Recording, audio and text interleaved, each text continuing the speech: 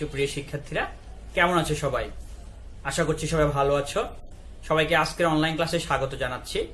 আজকে আমি তোমাদের মাঝে যে ক্লাসটি নিয়ে উপস্থিত হয়েছি বা আজকে আমি যে ক্লাসটি নিয়ে আলোচনা করব সেটা হচ্ছে নবম দশম শ্রেণীর উচ্চতর গণিতের বিজ্ঞান বিভাগের শিক্ষার্থীরা। তোমরা আশা করি জানো আমরা অনুসরণী ৭ অর্থাৎ অসীম ধারার আগে কয়েকটি ক্লাস করেছি।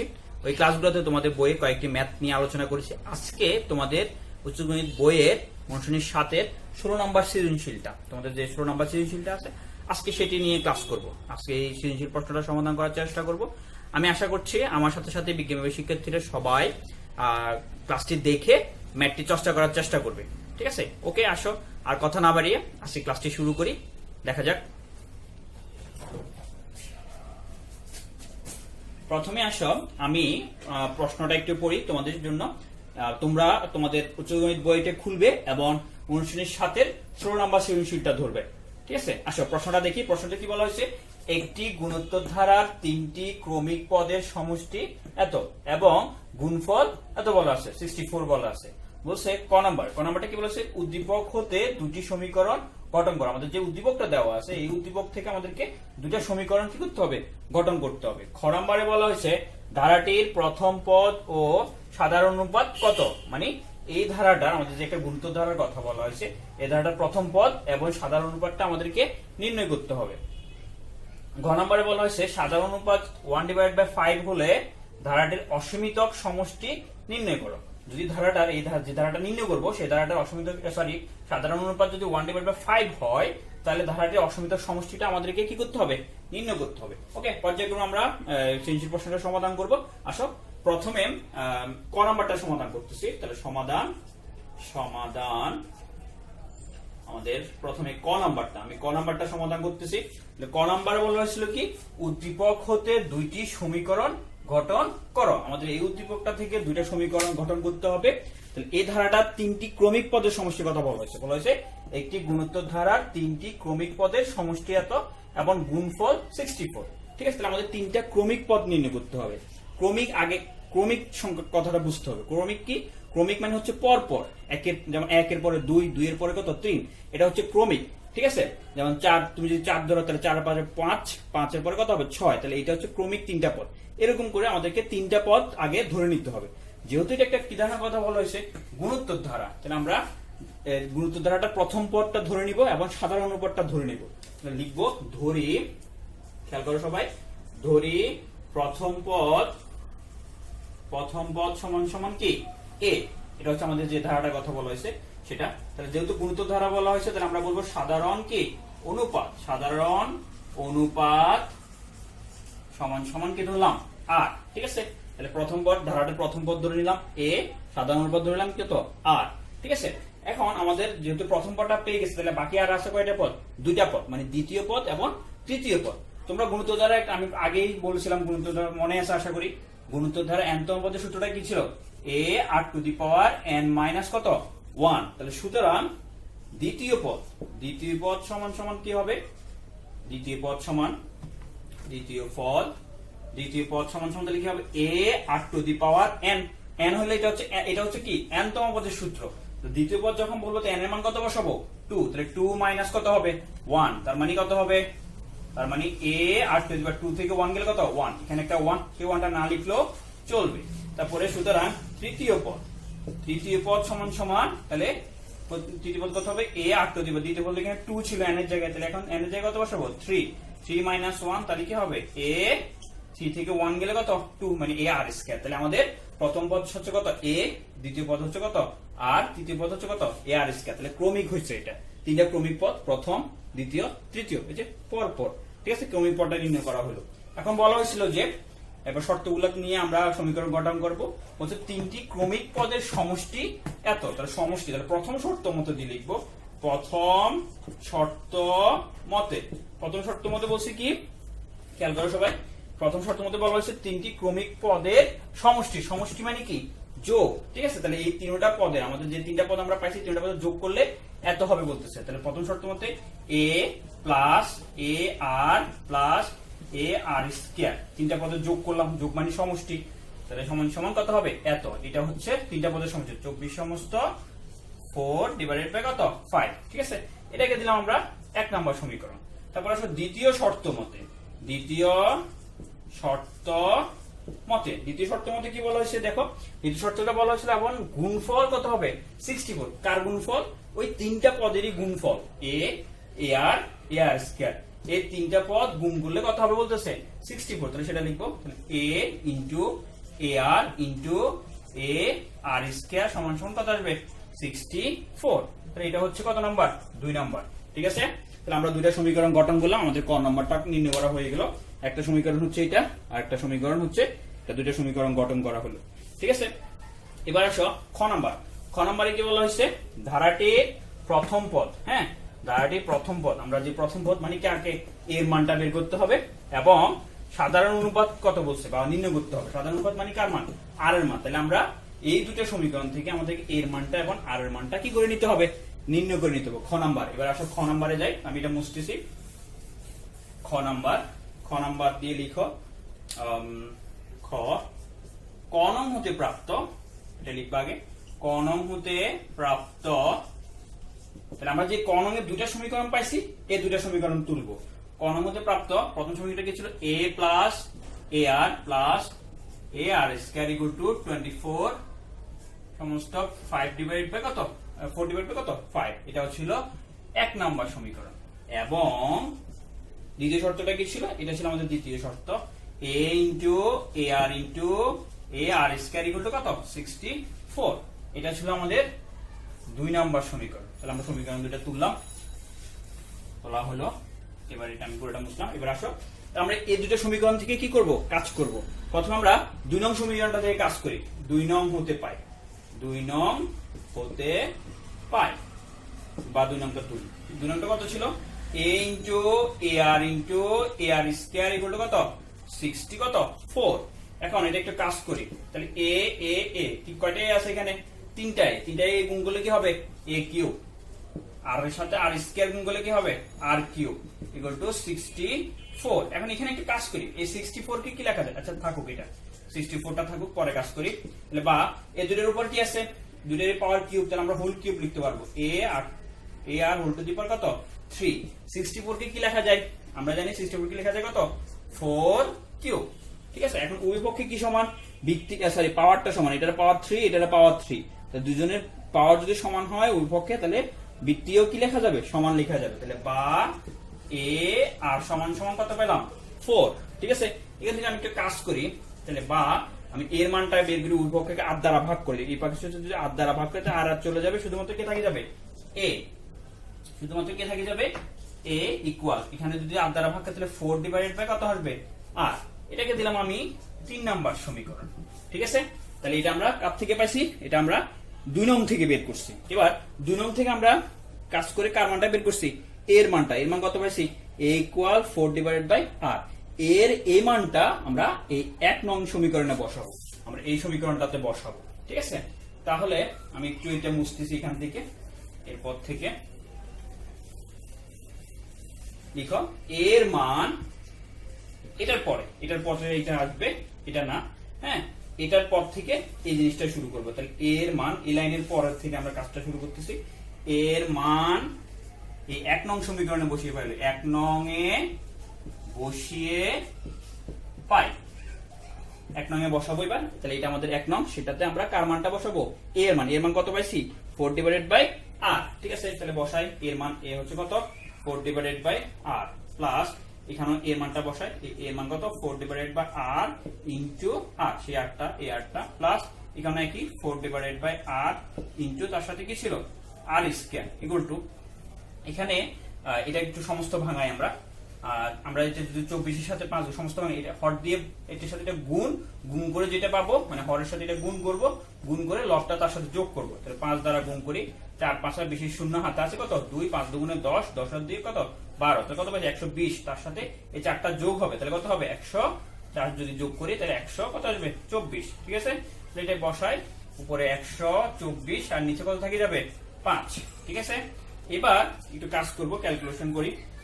তাহলে বা এখানে 4 ডিভাইডেড বাই 8টা থাকুক, এখানে এ আর এর সাথে আর কাটা, তাহলে 4 প্লাস এখানে একটা আর আছে, এখানে একটা আর স্কয়ার, তাহলে আর স্কয়ার যদি আর দ্বারা ভাগ করি তাহলে কি থাকে যাবে আর, এখানে একটা আর থাকে যাবে, তাহলে হবে কত 4r equal to 124 divided by কত 5। ঠিক আছে, এবার এই পদটাকে আমরা ওই পাশে নিয়ে যাই, মানে ডান পাশে নিয়ে যাই, তাহলে বা এদিকে থাকতেছে 4 ডিভাইডেড বাই r প্লাস আর কত থাকতেছে 4r equal to 124 divided by 5। এই 4টাকে আমরা ওই ডান পাশে নিতে যাচ্ছি, তাহলে এখানে সে কি আছে প্লাস, এবার আসলে সে কি হয়ে যাবে মাইনাস কত 4। ঠিক আছে, এই মানটা একটু মনে রাখবে, এই ইকুয়াল টু কত বেশি 4 ডিভাইডেড বাই r, এটা আমাদের পরবর্তী কাজে লাগবে, আমাদের 3 নম্বর সমীকরণ হিসেবে কাজে লাগবে। বা এখানে একটু কাজ করি, কাজ করে এইদিকে লসাগু করি, লসাগু হবে কত r, আর দিয়ে গুণ হর দিয়ে ভাগ লব দিয়ে গুণ, তাহলে r কে r দ্বারা ভাগ করলে r 1, সেটা 4 এর সাথে গুণ করলে কত 4 প্লাস, আর যদি 4 r এর সাথে গুণ করি তাহলে 4r স্কয়ার। হ্যাঁ, ইকুয়াল এখানে লসাগু করি, লসাগু কত 5 124 মাইনাস 4 5 কত 20, তাহলে বা 4 plus 4 plus 4r square divided by r equal to 124 থেকে 20 গেলে কত আসবে 104 ডিভাইডেড বাই কত 5। ঠিক আছে, একটু পরে কাজ করব, এদিকে মুছতেছি, তাহলে বা এবার আর গুণন করি, আর গুণন করলে এই বাম পাশের সাথে এটার নিচেরটার সাথে, বাম পাশের উপরটার সাথে ডান পাশের নিচেরটা, বাম পাশের নিচেরটার সাথে ডান পাশের উপরটা, তাহলে এটার সাথে এটা গুণ হবে, এটার সাথে এটা গুণ হবে, গুণ করে তাহলে এটার সাথে যদি এটা গুণ করে 4 5 কত 20, আমি একসাথে যোগ করে দিচ্ছি প্লাস, তাহলে 4 5 20 আর স্কয়ার ইকুয়াল টু 104 এর সাথে আর গুণ করলে কত আসবে 104 কি আর কি করছি এটা আর গুণন করে, তোমরা এটা সাইড নোটটা দিবা আর গুণন করে।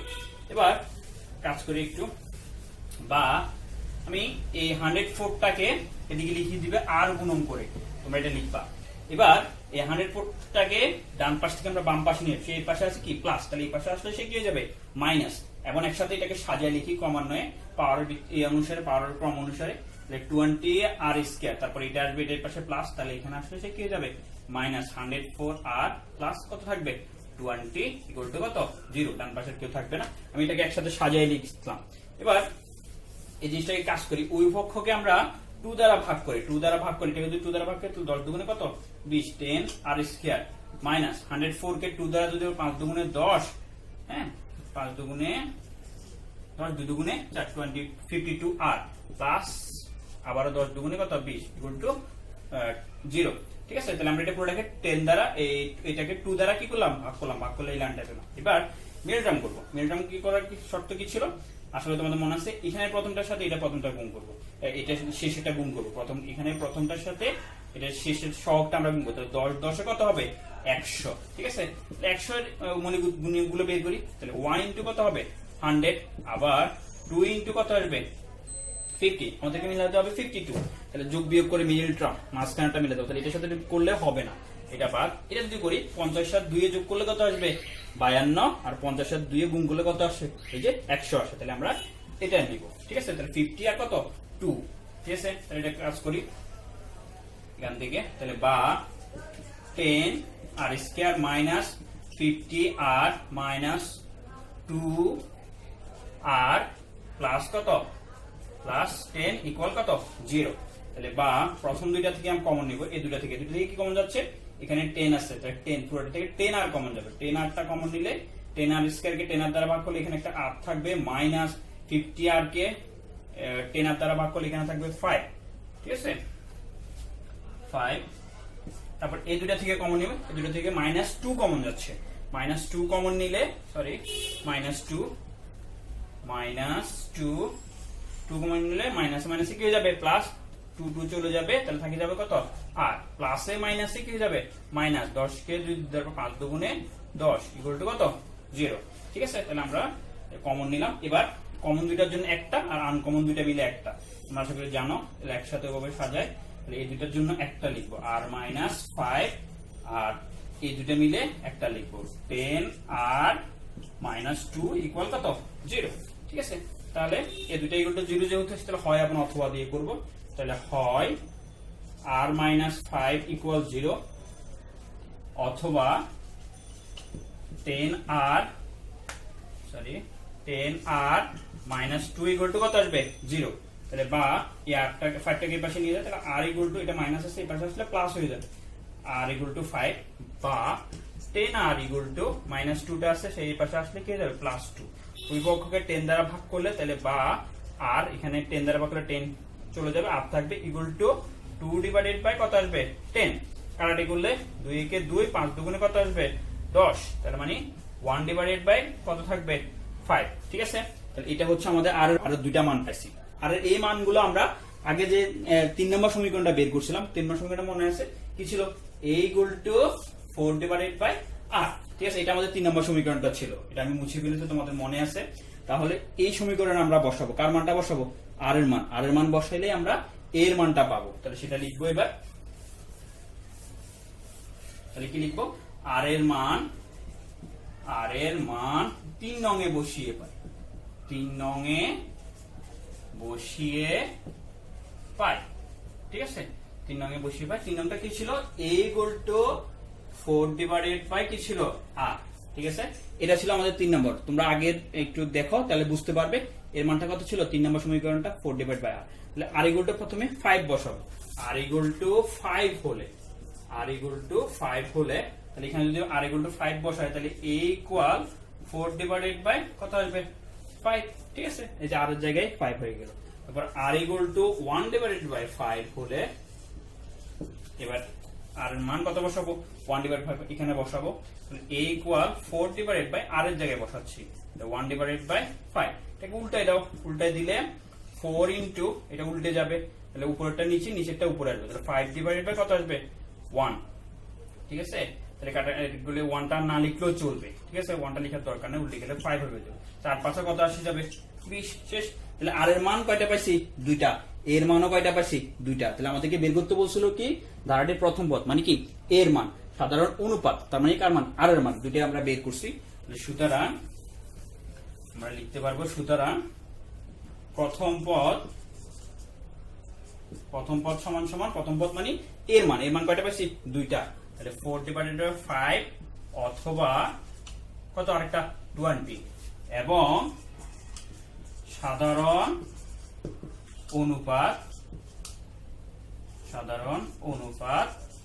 তাও সেম, দুইটা কয়টা পাইছি, একটা হচ্ছে 5 আর একটা হচ্ছে কত 1/5, তাহলে 5 অথবা 1 ডিভাইডেড বাই 5। ঠিক আছে, তাহলে আমরা দুইটা হইলো, এটা হলো আমাদের খ নাম্বারটা হইলো। এবার আমরা গ নাম্বারটা করব, এটা শেষ। এবার ঘ নাম্বারটা করব। ঘ নাম্বার প্রশ্নটা দেখো, ঘ নাম্বার কি বলছে, যদি সাধারণ অনুপাত 1 ডিভাইড বাই 5 হয় বা হলে ধারাটির অসীমতক সমষ্টি নির্ণয় করো। সাধারণ অনুপাত কয়টা পাইছি, দুইটা, এই যে 1 ডিভাইড বাই 5 এবং 5 দুইটা পাইছি। এখন বলছে যে যদি এই 1 ডিভাইড বাই 5 হয় তাহলে অসীমতক সমষ্টিটা নির্ণয় করতে বলছে।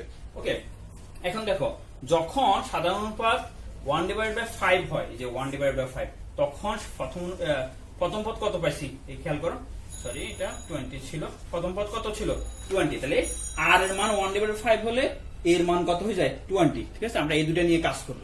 ওকে, আসলে ঘ নাম্বার,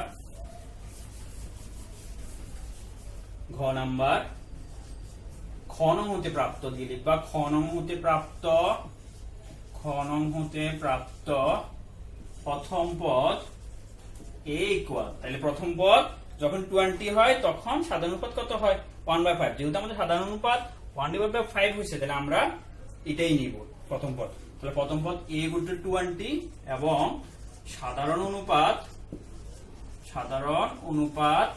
r ইকুয়াল কত আসবে 1 ডিভাইডেড বাই 5। ঠিক আছে, এখন আমাদেরকে বের করতে বলতেছে ধারাটির অসীমতক সমষ্টি।